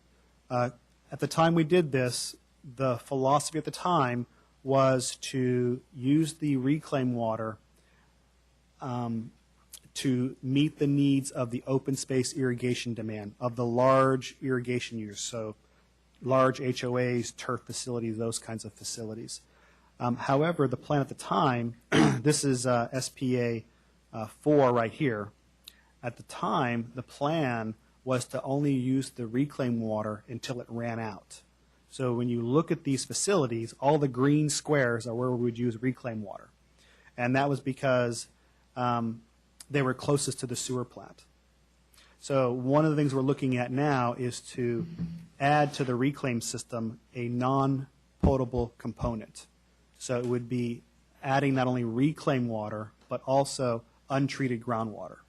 Because again, if we don't have to treat the water to remove arsenic and fluoride to drink it, grass doesn't care if there's arsenic or fluoride in it. So again, there's an opportunity to reduce maybe some of the treatment plant costs, but then the question is, does that add an additional cost to build a reclaim system? And do those costs balance themselves out? So that is one of the things we're looking at in this next update, is to potentially look at the expansion of that reclaim system. But again, only limiting it to turf facilities, so that reclaim would not go to your home for use. It would stay on large HOA properties. By doing the reclaim, excuse me, through you, Chair, by doing the reclaim, then it would be cheaper or less expensive for the end user? From a use standpoint, when you look at the monthly bill, reclaimed water currently is cheaper than potable water. However, the capital costs may not balance themselves out. So you may have a reduction in the cost of infrastructure to remove the arsenic and fluoride from water, but then you also now have an added cost to build additional pipelines for reclaimed water. So to the end customer, remember, the customer is buying the home, so all of that infrastructure cost is going to be in the price of that home. But at the same time, when they go to pay for that water, to put potable water on grass, they're going to have to pay that cost also. So at the end of the day, it does all come back to the homeowner paying all those costs, just in different bills. Vice Mayor? Yes. You made a comment earlier about the idea that the city has gone away from senior citizens and retirement communities to a more youthful city, generally speaking. And I said that earlier in another comment, too. Would that mean that, for example, we're losing golf courses and stuff in other areas because we're building more homes or apartments or to condos, and therefore this potable water, non-potable water would only go to the ones where the golf courses and other large turf areas are? And is that logically that way? The reclaimed water could be used for golf courses. Currently, in our current plans, however, we've not identified using the reclaimed water for golf courses. Okay. So what we have said, probably unofficially, I guess, through our plans, is to say that if you're a golf course, you almost need to bring your own water. And for most golf courses, it's cheaper sometimes for them to drill their own wells using different types of water rights than to pay city rates. Because, again, golf courses use a ton of water, and they don't want to pay $2 They don't have to a go thousand. down the 1,500 feet that Rich referred to earlier because they're not worried about the arsenic or the nitrates or all these other chemicals in the water. So grass won't care, right? No. Very likely. Vice Mayor and both council members, just to touch on it quickly, the decisions of whether the council decides from a philosophy standpoint to use reclaimed water for golf courses or not, the decision of what that cost is, those are decisions that are your decisions to make. You know, we can bring you facts, we can bring you information, we can bring you recommendations, but ultimately, what is the philosophy? How do you want to proceed? And that's where we are with the update to the Integrated Water Master Plan.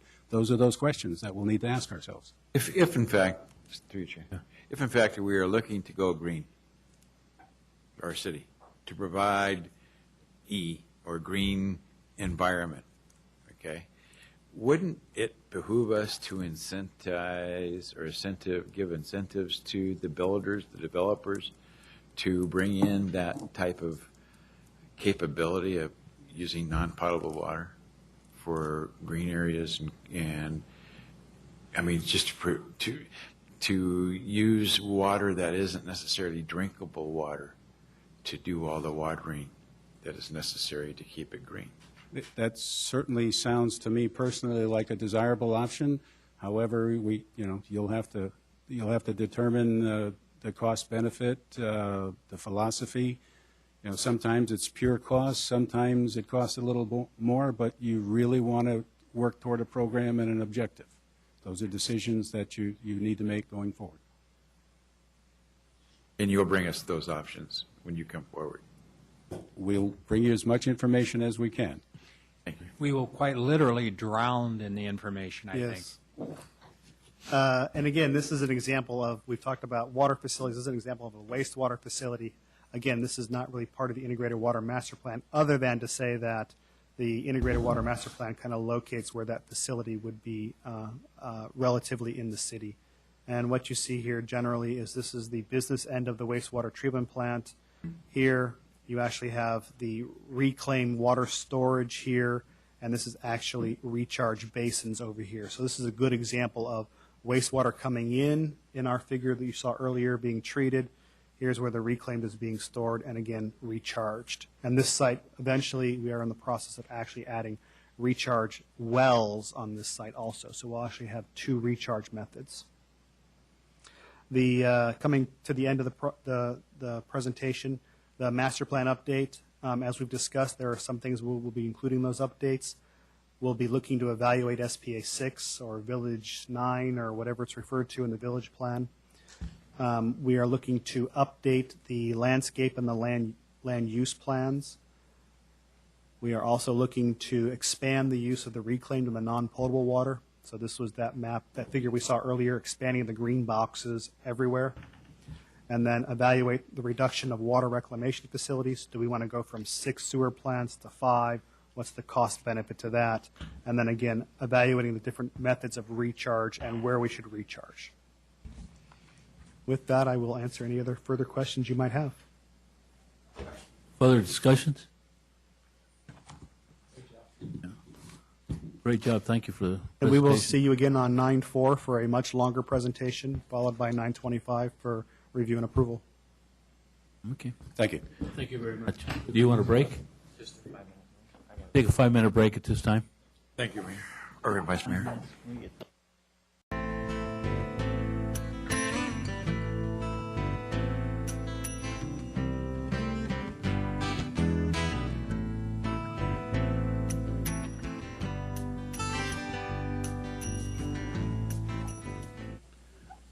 Meeting come to order, please.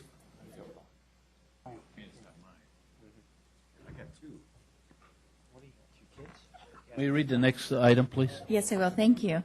Discussion and presentation regarding recommendations of the Whitman Area Drainage Master Plan by Maricopa County Flood Control District. Thank you. Vice Mayor and Council, we have roughly a 15-minute presentation for you to finish off the afternoon.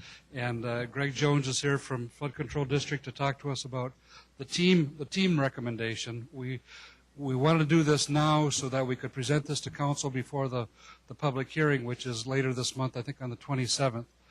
And that's why we wanted to get on this agenda, so you could have an opportunity for input before that public meeting. So with that, I'll turn it over to Greg Jones, and he'll tell us about the team recommendations for the Whitman Area Drainage Master Plan. Thank you. When we talk about team, we're talking about stakeholders. That means all the agencies. The agencies actually help develop this plan. But what I want to start with is actually a little bit a couple steps back. On this board here, and I apologize that we're doing it old school, but this area is so big. Last time I tried to present this, you guys really couldn't see what we were doing or talking about. Okay.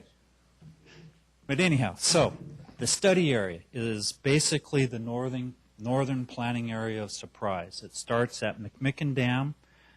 If you're familiar with that, that's right where Grand and the 303 intersect. And it goes all the way out past State Route 74. And as you can see, it goes all the way up into the Hieroglyphic Mountains. It's roughly a 310 square mile drainage area that actually comes all the way down in the same drainage pattern that you heard earlier from the north to this easterly direction. And it's intercepted by a couple key features, and you guys have already identified them. He was looking more at the Beardsley. I think the McMicken Dam is a more significant structure, but that's flood controls, so that's to be expected. Another major feature in this area is the cap, and then, of course, 74 and 60. So those are the key features that we need to do. The reason why I'm talking off of this board to begin with, sort of the history, is all this blue area in through here that you're seeing here has identified floodplain floodways. These are areas of flooding hazard.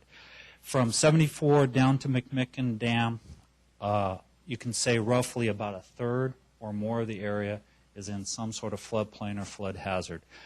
You're aware of down in this particular area, which is Martin Acres, that there are some flooding hazards, and you've seen it. About 2 or 3 years ago, there were some areas out here where there was ponding and flooding and access problems, if you guys remember that. Additionally, we have alluvial fans. I'm not sure if you guys are aware what alluvial fans are, but just 5 seconds or less, it's where the water reaches a point where it doesn't know which way to go. So when you're on the bottom end of this alluvial fan, you have to assume it's the peak flow up at this point, which causes a huge problem for engineers and developers on how to develop it. Actually, it creates a lot of extra and redundant structures unless it's taken care of through some sort of capital program. So you have one here. You actually have one that ends right north of DMB. You actually have a couple that distributary areas right across the BNSF development area.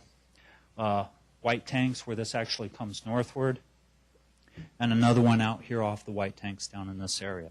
So those are some of the flooding hazards. I also need to note on the CAP, we identified that that would actually be overtopped in a couple, I shouldn't say couple, many places in a 100-year flood event. So we have a lot of hazards that we identified that we need to take care of through capital improvement. Additionally, want to make sure that everybody's aware this is a sheet flow type condition.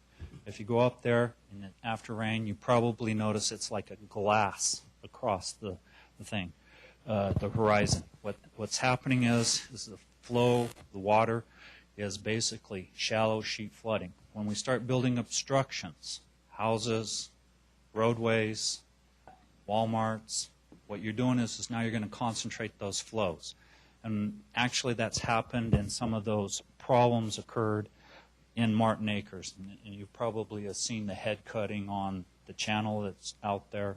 And what's happening is that water's getting concentrated and it's causing more problems. So not only do we have these identified hazards, how it gets developed matters too, because our drainage guidelines and even floodplain guidelines don't take care of what I call the cumulative impact of development. It works good for 1 square mile, but when you start looking at 300 square miles, it actually causes problems. So when flood control does stuff, and matter of fact, you'll see this when I come back, I believe, September 4th and talk about all the flood control projects in Surprise, you'll start noticing that we propose structures on about a 3-mile grid or spacing. So hopefully when we get done with the alternative, you'll notice that type of spacing.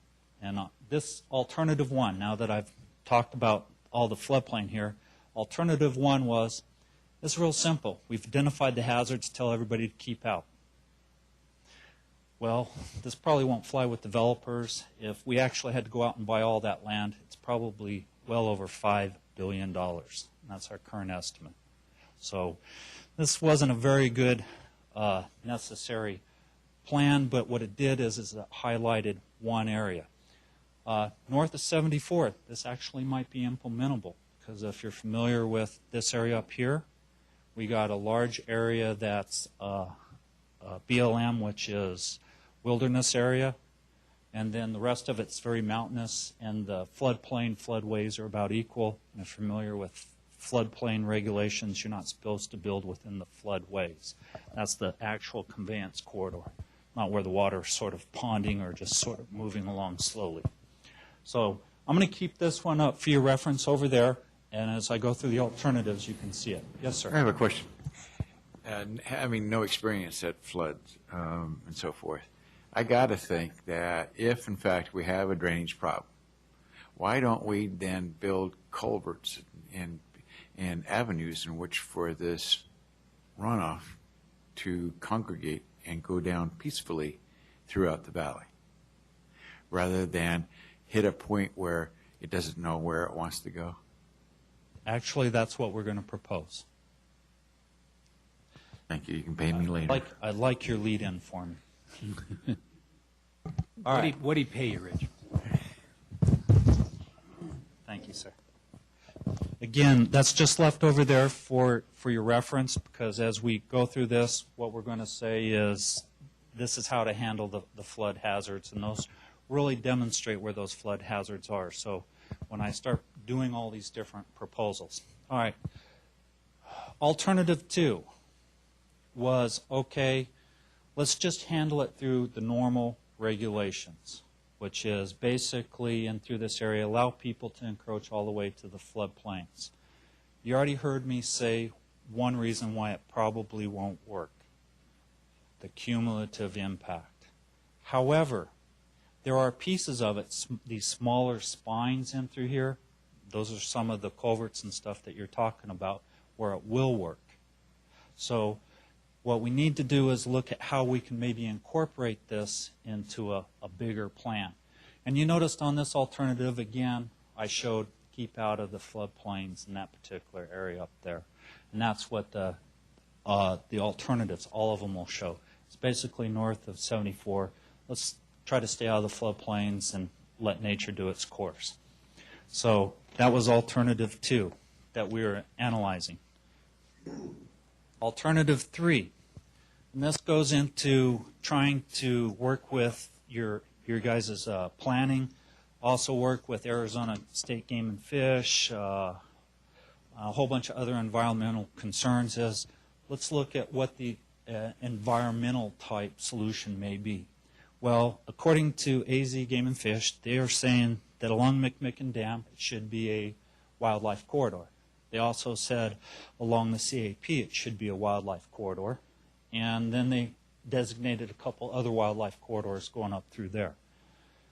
So we used that as a basis, and we said, we know we have ponding that goes across the cap, so let's go ahead and maybe put some basins north of that. We can work with the CAP to maybe help implement this and basically do something there. McMicken Dam is pretty much a given. You guys have heard a presentation that we're trying to work with the Corps and get that rehabilitated.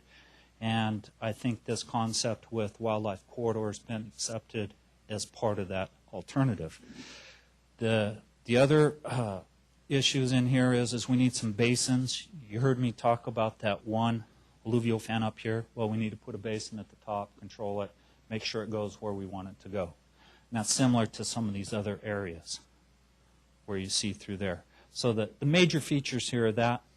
The other feature that you see through here is a channel along US 60. Right now, US 60 has some significant problems. It impacts water. We need to take that down.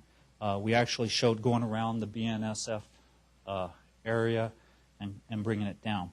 One of the reasons we actually did that was through some of the public meetings I heard that the citizens out there were worried about the railroad.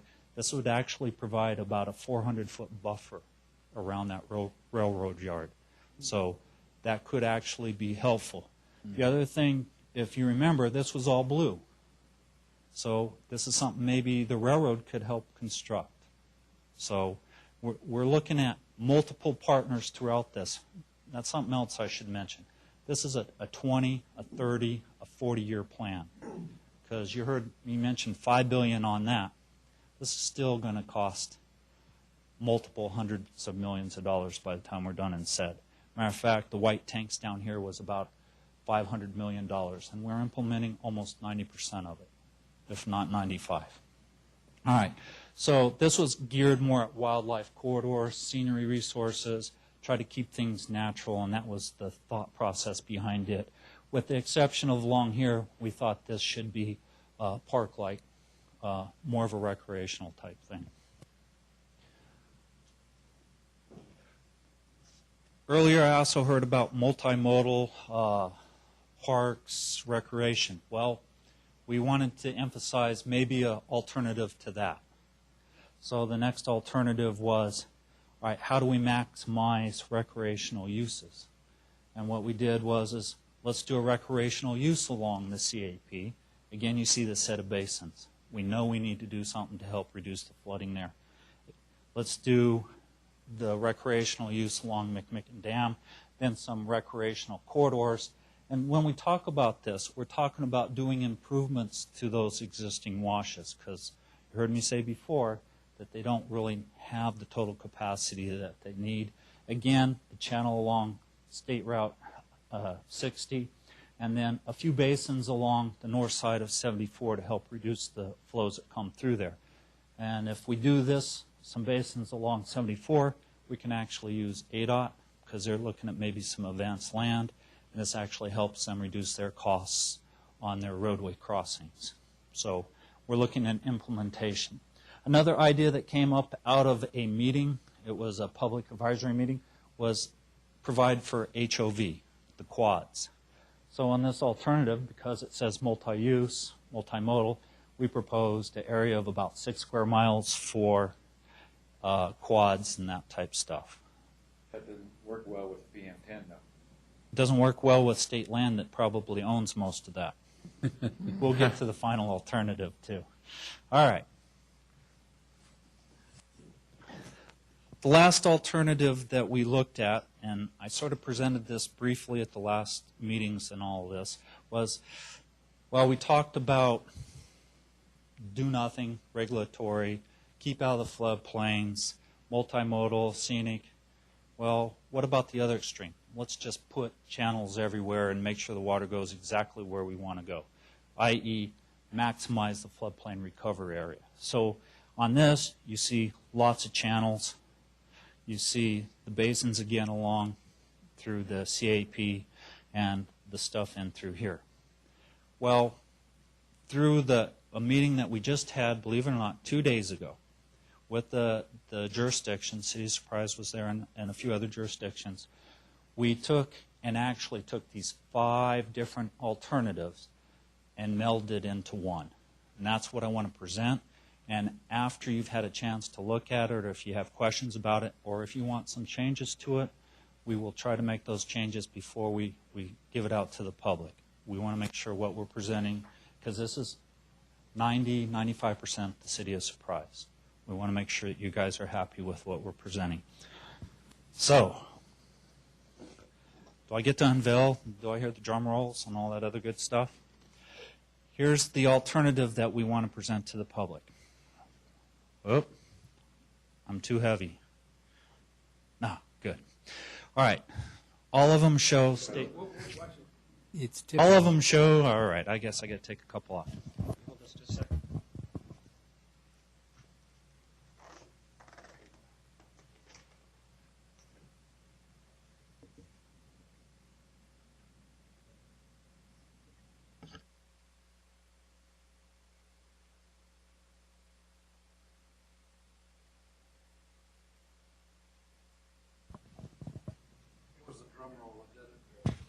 No doubt. Actually, it was saying that it was old school. We had to have something go wrong. You know, theoretically, old school, nothing ever goes wrong, right? All right. So what we did was we came up with a combination. You heard me mention as part of the study for McMicken Dam that they sort of said it should be a wildlife corridor. we continued that through as the recommended. We accepted the recommendations of AZ Game and Fish and tried to still say that we should go with some sort of wildlife corridor over there and a wildlife corridor over here. But instead of two going up through this area, we thought they were less than a mile apart, that maybe one was more reasonable. Because these wildlife corridors are for taking the deer from down in the white tanks up into the hieroglyphs. And you need about a 1,200-foot corridor if you're going to get them up through there. So it's a wide corridor. And instead of making the other one, we'll make it into the regional trail. And this actually follows the county regional trail and do the improvements with the other one on that one. And then also continue up with another wildlife corridor up there. We thought the use of a wildlife corridor along the CAP on the north side is advisable, along with basins. All these basins in this wildlife corridor would actually fit in the current ownership of BOR. So it isn't like there's a lot of additional rights-of-way and stuff that we'd possibly need to get as part of that. And then we also agreed with doing some sort of channelization up there. And you heard me mention a alluvial fan down through here. We put a basin at the top of one, and then we said that there should be a wildlife corridor and a basin at the top of a second down at the very bottom.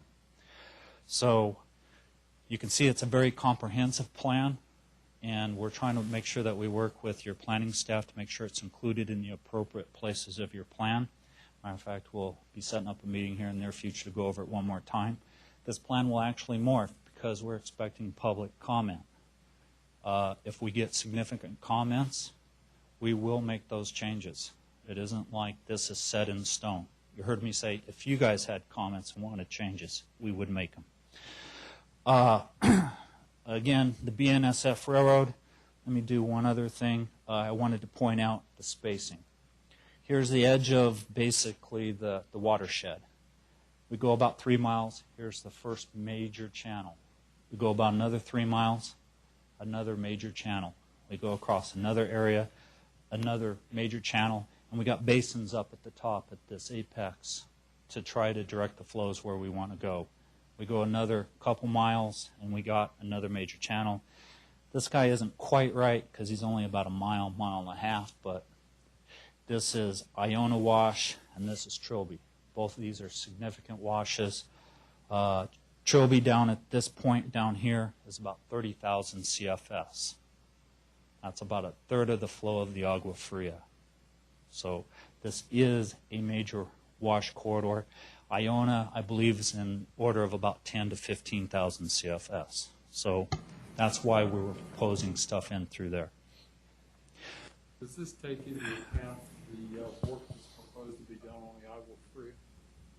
The Agua Fria actually is over here, which is the watercourse master plan, and we tie into it by tying into the McMicken Dam that actually goes down the McMicken Dam outlet channel and ties into the Agua Fria right over here. Mm-hmm.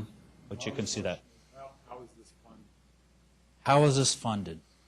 You heard me start mentioning a whole bunch of different project partners through this. What the district does is we fund typically 50% of a project, and we look for cost share partners for the other 50%. We would be looking to the city of Surprise and others to help cost share this. So this is some capital improvement within the city of Surprise that you guys need to be looking at and accounting for at a future date. Again, this is a 20, 40-year plan. Matter of fact, as a piece of it you've already submitted to our CIP for cost share is right here along, I believe it's Dove Valley, is that correct, Dr. Mackey? Happy Valley. I'm confused. I just wanted to be, happy, I guess. And then another one is Martin Acres right through here. So these will be implemented over a long period of time. The White Tank study was initiated back in the 1990s, 1980s. It's just now starting to be constructed. There's pieces of it in place, but it's still 5 years out before it'll be built out. So it's a long haul and a long term. developers. A lot of this could be helped out through development. You heard me mention the CAP. I'll need to go meet with them and say, how can we work this? How can we make your facilities better? CAP is the lifeblood for the valley. Right. So this is of concern to everybody. This is a regional plan. I have a question. Yes, sir. Has it ever been, and this is kind of dumb as well, has it ever been studied as to maybe having a retention lake up north of the CAP, just to retain water and help the water to go into our aquifers rather than channeling that water to go elsewhere? Why not retain it and use it as a recreational opportunity? That's actually what we're proposing in through most of this, is putting retention basins on the upstream side that the water would come in and be retained on the upstream side. For a recreational purpose, Right now, we're saying it's a wildlife corridor, but it could be, we can mix some use with recreation in it. Yeah, that's not what I had in mind, but I understand. Like a lake, and use it for water skiing or whatever, and it's the constantly being filled, or actually 3 times a year it's being filled. Oh, larger lake?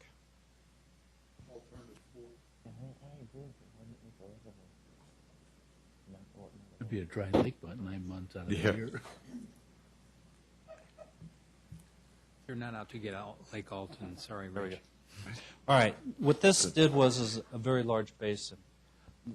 We get what we call perennial flows. The problem with this is you probably wouldn't get enough flow to keep this wet 24/7, 365 days a year to do a ski lake unless you supplemented it with water.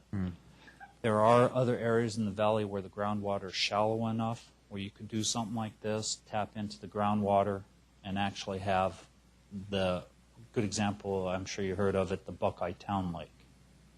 They're proposing one next to Gila. The groundwater's 4 to 8 feet. They excavate down 20 feet, and they have their ski lake.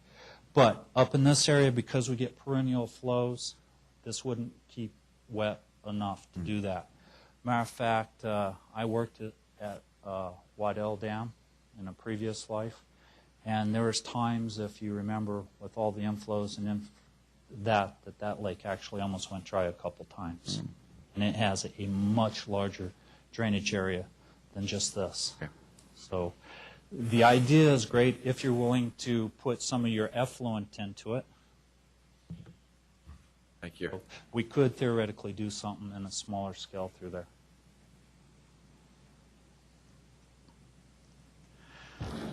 Any other questions?